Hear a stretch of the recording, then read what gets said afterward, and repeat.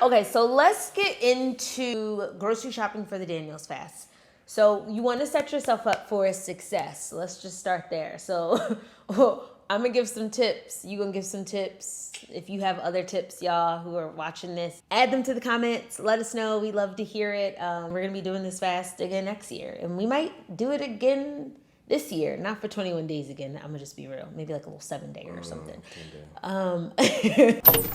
So the first thing I would say, go grocery shopping 1 week at a time. So if you're looking at the full 21 days and you're like, let me stack up on everything, the reason why I don't think that's the best idea, this is just my experience, is you're going to be buying lots of fresh fruits and fresh veggies. Those things go bad quickly. And so you don't want to buy a huge thing of kale or like a huge thing of spinach and then by like it's looking a little wet. It's looking a little flaccid. So, you know, like no one likes that. Like I want my kale crunchy. I want my spinach springy. I want my apples juicy, dripping. Like all that. I want my pineapples popping. So in that same vein, I would say create recipes.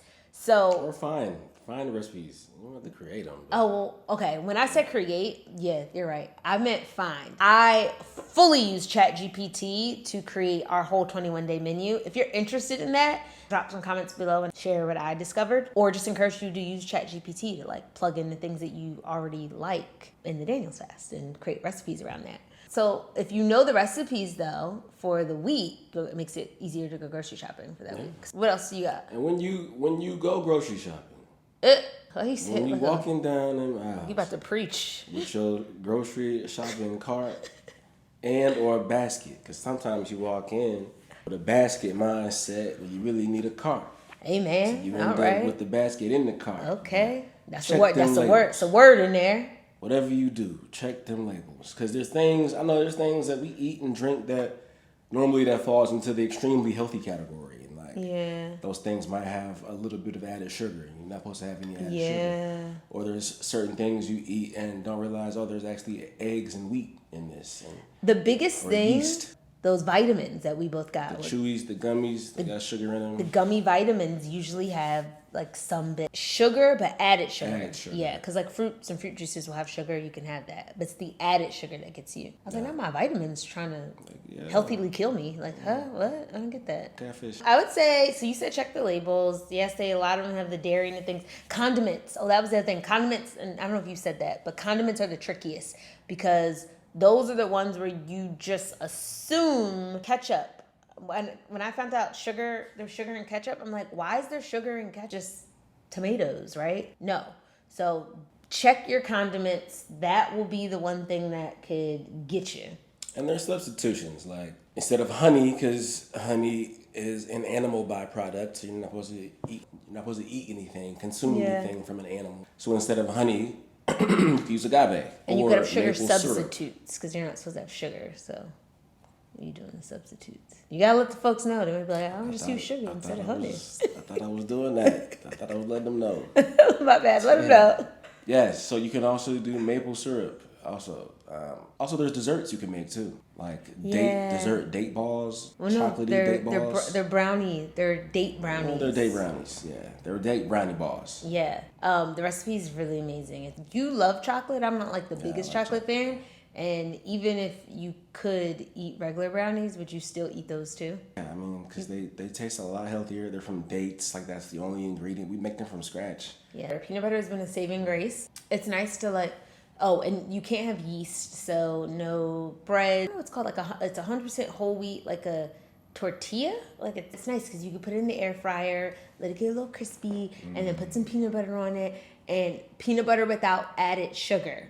Just to say that, you have to check the labels. Peanut butter on there, and it's like just such a great treat when you want it sometimes. When you want that little sweet kick and you can't necessarily have it.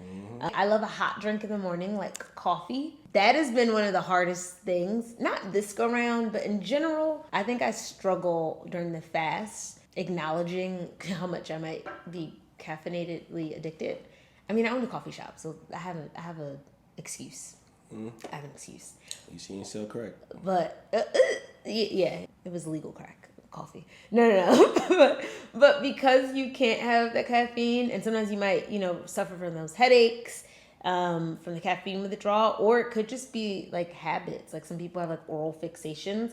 Like I genuinely think I just like a cup of something warm in the morning. And so what's been nice is doing like herbal teas, like ginger teas. There's like a Trader Joe's has like this dope ginger powder. Depending on where you grocery shop, we love Trader Joe's. They have so many like really unique items, I would say. Corn cob ribs. That joint was good. Corn cob ribs is nice.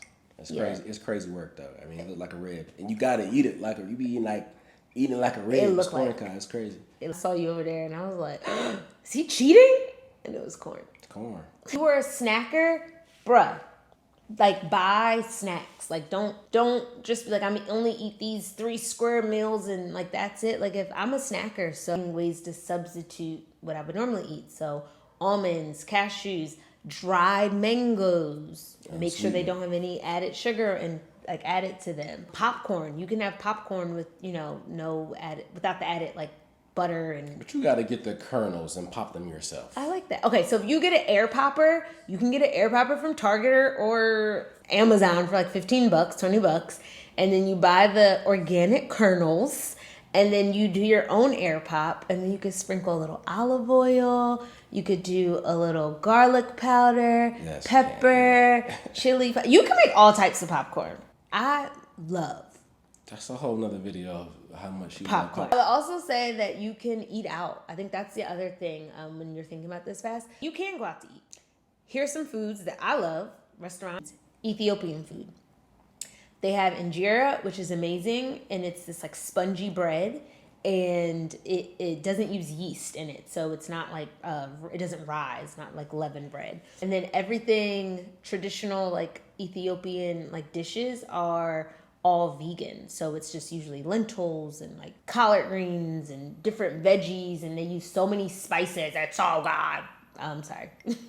Thai food is another favorite because again they use a lot of spices. There's like coconut milks and there's the chilies and all the things like that. And you can have brown rice, not the jasmine rice. And so that's another flavorful, like if you're out, I think that's a good option. And don't knock it, but Chipotle. Now, everything on the menu at Chipotle is not Mexican food. I thought you were going to say Mexican food. I was going to say Mexican food, but like you still got to be real careful. I guess you could say that. Yeah, Mexican food. Yeah, you just gotta be careful. Sauces and all the. I need a corn tortilla. Yeah, brown rice. Yeah. It has to be not even corn. It needs to be 100% whole wheat tortilla. Brown rice, fajita veggies. What else? No sour cream. The guacamole. You can get the guacamole on top. Why can't it be a corn tortilla though? I feel like the corn tortilla has. Oh, maybe it can be. If it's just pressed corn. Yeah. Another tip and trick that I would say is going out. Like if you have plans to go out, look at the menu pre-hand. Like know where you're going and find the workarounds. And don't be afraid to like ask people like what's in things. Like I'm that annoying person. Like, what's this made from? Or like is this actually fried? Or whatever you need to ask to like get some clarity. And then worst comes worst, just have the sides. Like there's usually always like a side dish, unless you live in Atlanta and every single side dish is made with meat, collard greens, green beans, probably bacon in the cornbread. But for most places, you can have just like a side dish. Meal prep. We don't really meal prep, but I think it's a great idea. I think people should meal prep. The reason why I don't meal prep is because I work from home. And the other night when you were making food, I said, make extra brown rice. So then it's easier for lunch tomorrow. That was like a form of meal prepping. So my only advice is your bases, your brown rice, your quinoa, farro, like those base type of things. Just make them a little bit in bulk. Not you have enough for like 2 days, like with dinner and then some for lunch. It makes your next meal so much easier. Because it'd be taking like 40 minutes to like cook this brown rice. I'm like, I didn't buy the instant kind, and I probably should have. I got this old-fashioned rice, and you gotta clean it and rinse it. Anyway, that's a whole other thing. But if you make it pre-hand, it's easy to just go in, warm it up in the microwave, and your meal together, your salad or your chili or whatever. I am not a cooker, traditionally. Like, I like to eat. I like to make quick fast meals, like 30 minutes or under. Our new kitchen has inspired me to want to cook more, I would say. But making the meals has been fun because we're doing them together. Trying new like combinations of food or just using them in a way that I necessarily wouldn't have has been interesting. Shouts to ChatGPT, gave me a list of recipes and how to make them. So let's go through. What's been some of your faves? The stuffed peppers was cool. It was bell peppers stuffed with brown rice, and we made that was tasty. what was that? Been sauce on it. Salsa came late, but He forgot to put it in it, but we just like put the diced tomatoes on top and warmed it up. It was good, especially with some sriracha. Sriracha's being fast friendly. I'm a fan of okra. I love okra in anything. We made something like that. It was like okra. A stew or chili or something. But it was supposed to be with okra because we didn't have okra. I used broccoli. I put okra on top of the peppers. Yeah, on top of the peppers. It was still good. But it was a spicy Thai coconut okra and brown rice like stew or curry. Yeah, that was good too. That was black bean and sweet potato chili. That was really good. Did a little hummus on top, like it mimicked the sour cream. I thought that was tasty. Yeah, we made those brownie date balls. Those are really good. Those are a man though. I mean, it's a necessity. Especially after you eat all this healthy stuff. I mean, you're grateful, but you want something that feels like dessert. That is true. Feel like a candy, a little chocolate something. Yeah. The date balls are necessary. Yeah. And you use cocoa powder that like mixes with the date so it feels chocolatey and it feels that like texture. It's good. And the cashews make it feel nutty, almost like a cookie or a brownie. Yeah, that was really tasty. Oh, I like that tahini salad that I made. It was like zucchini, sweet potatoes, like roasted, and it was over quinoa. And the real like star was the tahini salad dressing that I made. It like brought it all together. And I wouldn't normally just cook with tahini, so I thought that was really fun to try. I just made something for lunch. It was good. It was off menu. It was good. I found some. You did your own thing. Some cauliflower gnocchi at Trader Joe's. Put some of that on in the skillet, and then the pasta sauce is just pasta sauce. But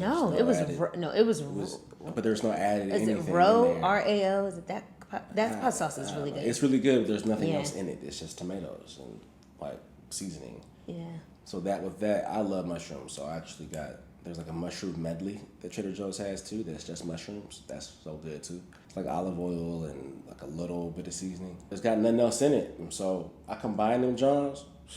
It did taste good, minus the mushrooms. Thank good, boy. Minus the mushrooms. Could have used some okra, but it was good. Minus the mushrooms. 2.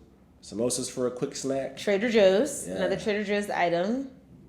They got a kick to them, and they have a fried filling, but they're not. And that's Ethiopian food, so. Yeah, but they're not fried. I mean, we air fry them. I put them in the oven last night. Oh, so then yeah. So they're baked, but approved on the approved list. Things that you can have. Veggies and.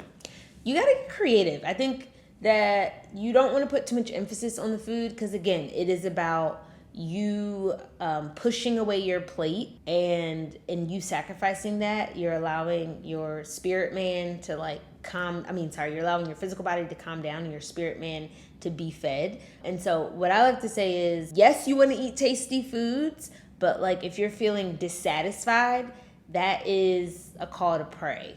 If you feel hunger pains, like that is a call to pray. I had like an old school like cousin, uncle in my early days. I think I was in college and I like wrote on Facebook like fasting today. And he like wrote me and was like, sent me the scripture like, you're not supposed to tell people you're fasting. It's not something that you flaunt, right? It's something that you, even if you feel like you're suffering, you like clean, it's a verse, but you clean yourself up and you present yourself like you're well.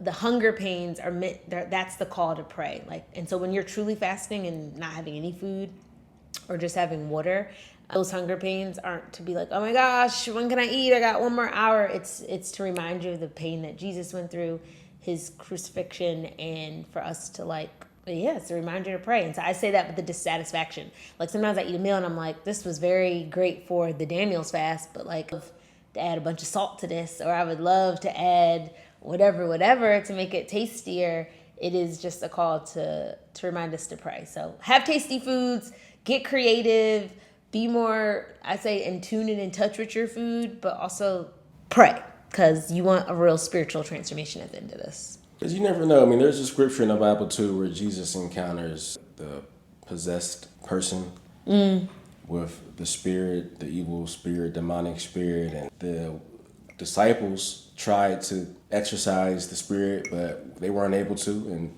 so when Jesus did, they asked him, why, how come we couldn't and you could? And he said, well, this kind requires fasting, if I'm not mistaken. So I think there's something can about, only be called out by fasting and praying. Yeah, I think there's something about the detachment of certain things that fasting enables. That might not even be connected with food or hunger or nothing like that. Yeah. It could seem unrelated, but they'll ultimately have been tethered. And I think when you adjust your relationship to what you're putting in your body, then life starts to adjust in that way too. That's good, babe. That's good. Because it's what it just made me think of is that fasting just helps magnify the idols in your life. So it's like the food or even the stimulants, whether it's because our food in America is trash. Like it's chock full of like so many different things. And so you develop these habits and you don't even know you're addicted to sugar. You don't know you're addicted to caffeine. You don't know you're addicted to like the soda or even the energy drinks that you think are not that bad and they're actually not great for you. You don't realize that you're addicted until you do this fast. And so maybe for some people it's not food. Like for me, I've been doing it for so long that food isn't necessarily like thing that is gonna challenge me. So when I do these fasts, I still do the food because who knows? Like I said, coffee can still, withdrawing from it or not having it can still give me headaches at times. And it's a note to self like, oh, you've been consuming too much. Like this is something that technically you're enslaved to. Anything that you feel like you need or has got you like that, like you're enslaved to it. We be enslaved to the sugar, y'all. Oh my God, I'm feeling like, let me get a cup of coffee or let me have this soda or let me like have this candy bar, this chocolate. And really it's something else that the Lord's trying to like show us. Like, no, this is what's been bothering or like this is what's the real issue is, but we pacifying ourselves with these things. So for us, this is day 4 of the fast. For this fast, or if you want to reflect back on other ones too. Things are, this fast feels different. I feel this is our first fast living together, our first fast in our new place. So yeah, before we were trying to make do with what we had, and that was a challenge in and of itself. It's not hard to do this go around. Yeah. So I'm just like, what feels like a win is finding the discipline and the self-control while also doing the perceived thing right. I almost say it's like a part of this 21 days is me moving my body more. I experienced that too. So it's not always like a vision or a map or something like, but it's like sometimes it's just like, oh, I'm here. Yeah. Things are fine. Yeah. Things are good. And then you can kind of reassess where you are. I think those are where I have my best ideas. When I get the most clarity about something I may have been thinking about, it'll just come to me in a random moment. But that comes from like coming back to myself. Goal here was to just share our experience about how we are doing this Daniel's fast, how it has, how it has affected our relationship and what we're praying for and what we're actively fasting for right now and hoping that the Lord blesses us and helps us as a new engaged couple and being in covenant with those things. And so if you want to join us, please join us. Drop in the comments, let us know like, yo, I'm joining. It's never too late. Like if you've seen this a year from now, like, and you just want to start doing the Daniel's fast now, like I'm gonna drop a resource, like a link to just more information on it, and feel free and like share. We want to hear how it's going for you. Like we truly do care because it's been so life-changing for us individually and just like as a couple. So we are going to be signing out. This is Life with Alicia and Bernard. But we definitely feel like the Lord called us here and we are just being obedient. So please like, subscribe. It just encourages us to keep going. Even if you're not listening to us, this is just encouragement for a new channel to keep going. So we love y'all and we'll see you in the next one. Peace.